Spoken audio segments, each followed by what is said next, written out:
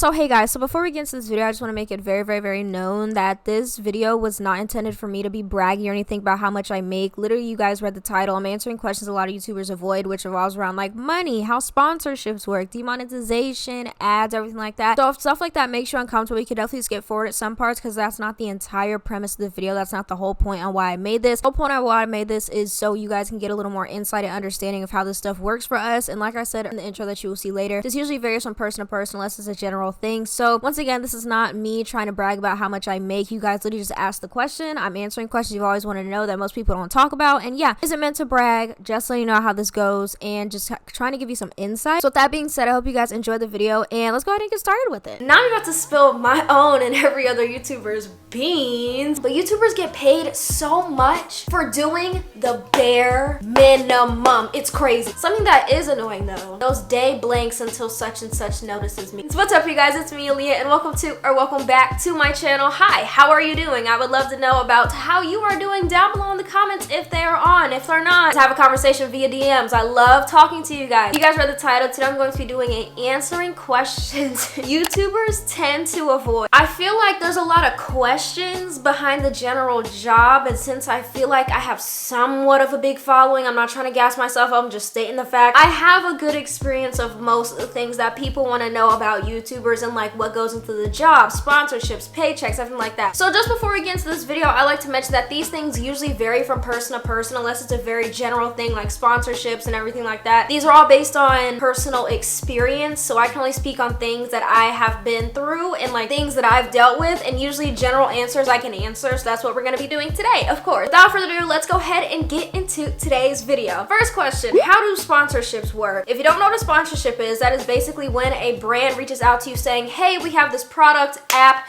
application, piece, concept that we want you to promote. 9 times out of 10 they come to you and they offer you money to promote their concept, item, or business. They usually pitch you a starting money point. This varies for everybody. Testing, we are live testing from the I didn't realize the camera was on. Hello, sorry for that terrifying sing. I literally did not know my camera was recording. But hi, how are you? I know somebody's gonna ask about like the median pay for sponsorships. Once again, this is different from everybody, but I'm gonna say like my range. So like, who asked me this, but I didn't include it in the video because we're trying to switch it up. But anyway, the highest I've been ever paid was $7,500, and that was over the course of some months. But like the most I've been paid at once was $4,000 thus far. But I've had like a $7,500 sponsorship, you know. So like my median is between 1,000 and I'm gonna say like 8 because that's like the most I've been paid thus far. Like as of right now, like June 23rd, 2020, that's at 11:18 p.m. That's how much I get paid in sponsorships as of right now. In sponsorships alone, there's no like commissions off these things. That's just like the base pay. They say, hey, you do this integration for us, this is what we're doing, this is what we're giving,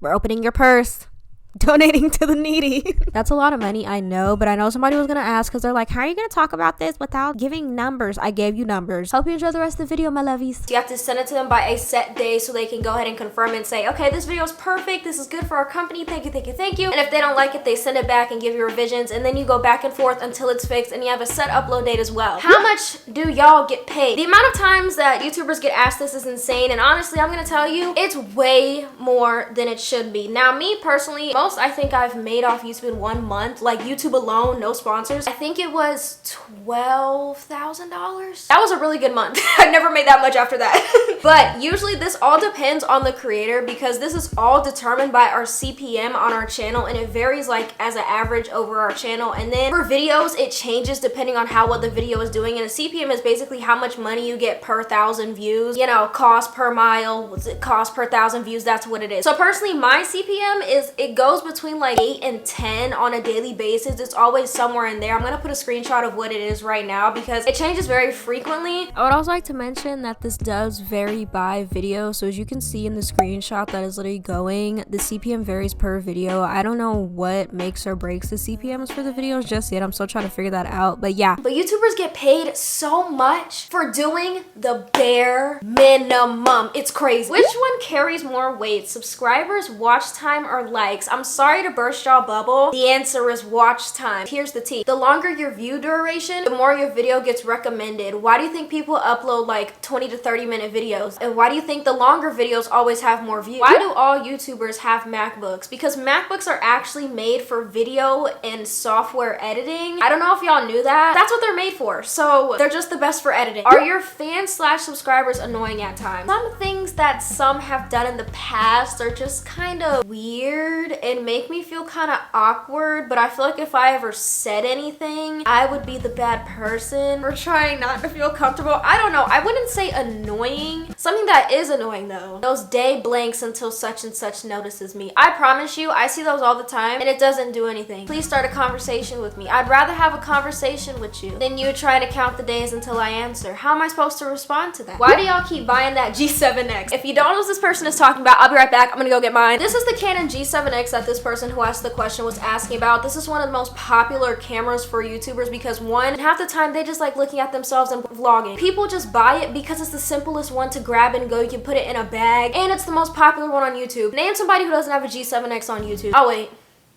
Oh, that's right, you can't because everybody has one. I've upgraded from this to a Canon M50. If you want my filming equipment information, it's always in my description box along with my editing software. Why do some of y'all use clickbait? The same reason y'all read magazine covers, because it gets the viewers in. If we didn't make our titles interesting, nobody would watch them. Why do y'all make series vids? Like, I understand for the views, but like, I don't like waiting. You can't make every single video into one video. Like popular series, moving series. You can't do your whole moving process in one video because generally when people do things like that, it's because they want to look back in their past to see these things and reminisce on them. When people do series, they generally can't or they don't want to put all this stuff in one video because either their footage was too good to be chopped out half the time and it was just too good to be cut out, or two, they just can't fit everything in one video. I mean, listen, not everybody likes hour-and-a-half movie long videos. Trust me. I personally can't do it, depending on the creator, but most of the time, most people can't do it. Why do y'all want us in your personal lives if you keep posting it on social media? So there's a difference between being aware of what's happening in somebody's personal life and being nosy and feeling entitled to somebody's personal life on social media, which is what half the people on this platform love to do. I don't think you heard me on that one. We talk about the things that we are comfortable with talking about. Usually it's just the end result of something, no detail. Like, yeah, it's okay to be curious if people post their personal lives, but nobody's entitled to answer to anybody. This is actually a really popular question, and it's, do sponsors censor what you can and cannot say? And I'm gonna be honest with you. When sponsors reach out, they send you a list of like hit marks of like things you have to say. So if you've ever seen, for example, a Skillshare or Curology sponsor, which is both I have done in the past and will continue doing because we stand both. Usually if it seems like all these creators are saying the same thing about the same company, they have emphasis points that we want to sell to y'all, or they want to sell to y'all through us, that we have to hit. And if we don't hit them, we have to refilm it, add text, but it has to be said or shown in some sort of way. I'm gonna tell you right now, the whole thing isn't scripted. There's just certain points that like we have to say to make sure that the video is straight and I got the point across what they're trying to sell, if that makes sense at all. So it's not scripted, but we have certain talking points. That's what they're called, talking points, that we have to hit. Why do they add so many ads? So here's the tea. YouTube monetization 101 with Aliyah. I don't know if y'all knew this, but on YouTube, when your video hits 10 minutes, you can add as many ads as you want in the video. So if you see YouTubers doing like 10 minutes and 1 second videos, that's why, because you can put as many ads in it as you want. Longer the video,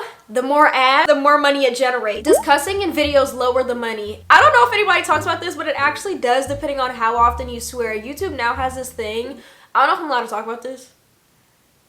I think I can. But YouTube has this thing where like when you go to monetize your video, it has like this checklist of stuff that you have to check off and like what's in your video. And I think language is one of them. And depending on like the words and how often you use them, they can like yellow mark your video and make you get less money because you swear too much or talk about certain things. What happens when you get copyrighted? Copyright is a popular topic a lot of people talk about but don't understand what happens. So this is what happens. Company that owns the song. So for example, one of the biggest people who does on YouTube, UMG, they say, hey, this isn't your song, this is ours. If you see ads on a video, it's because it's still generating money, but when it gets copyrighted, it doesn't go to the creator at all. It goes to the company that owns that song. So if you see ads on a copywritten video, it's not going to the creator at all, it's going to the company. So if something is copyrighted, that's exactly what happens. How long does it really take to make a normal video? So if you mean between like filming, editing, uploading, for me personally, it takes between 10 to 20 hours just depending on this video. This video is probably going to take about 10 to 15, but it honestly depends on the creator and the in-depth part that they have for their content, because I know some people like Azzy Williams, LexiVO3, they like to film their lives. That takes all day to film, but probably half the time to edit. Or some people just like to do 5-minute challenges and take 2 hours to edit. It all depends on the creator, but me personally, 10 to 20 hours depending on the video. Per video,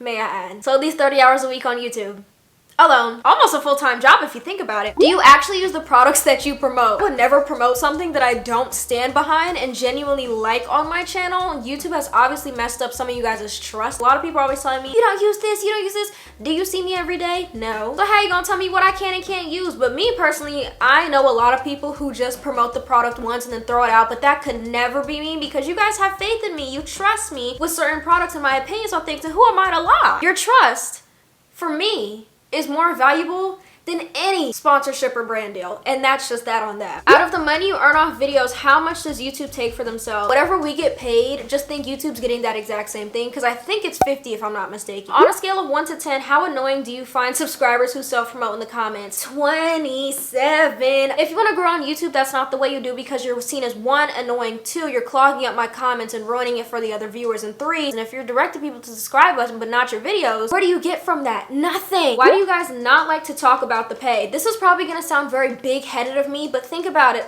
There's psychotic people out there, and to be spotted on the street, I'm not that hard to jump and rob, you know. Me personally, I don't like to talk about it too much because it makes me uncomfortable, because then people are like, oh my god, you have money, oh my god, you have this. It just makes me feel weird depending on like who it is, especially if we're not close. Y'all keep doing YouTube because you really like it or because for the money? For some people it's because the money, but for me personally, the money is a bonus, but I genuinely like content creation. I don't know if y'all know this, but my AdSense was hacked late 2019 and I finally got it back December or January of 2019, 2020. So that whole time I wasn't making money, but I was still making videos. Yeah, was it like annoying to not have YouTube recommend my videos as much anymore because they weren't monetized, which means that they won't promote them more because they can't make them more money? Yeah, it was annoying as hell, but I love my craft. So I kept on pushing because it was fun for me. Do you purposely get involved in controversies or negative media just for clout? A lot of YouTubers do, but I don't, because I don't want to age at 35. What do managers actually do / control? Managers reach out to certain companies and get you brand deals with big brands. So like Sephora, Ulta, Bed Bath & Beyond, they reach out to these people and pitch you to them and give you their analytics or engagement numbers or like their following. They say, hey, I think my client is good for you. Here's what they can do for you. And then they basically go back and forth on these brand deals for you, so you don't have to do it yourself. Do y'all YouTubers add the ads that we see? Here's the thing. We add the number of ads, but we don't get to choose what type of ads. Your ads are based on what you're watching and looking up. Yeah, I put the ad roll there, but I would never be able to pick the type of ad that goes there. Do you guys do collabs for views or for fun? 50-50 if I'm gonna be honest with you. Collabs are literally just so both of y'all can get exposure from each fan base, so they can fall in love with your personality, and boom, both of you gain views, both of you gain new subscribers. And 2,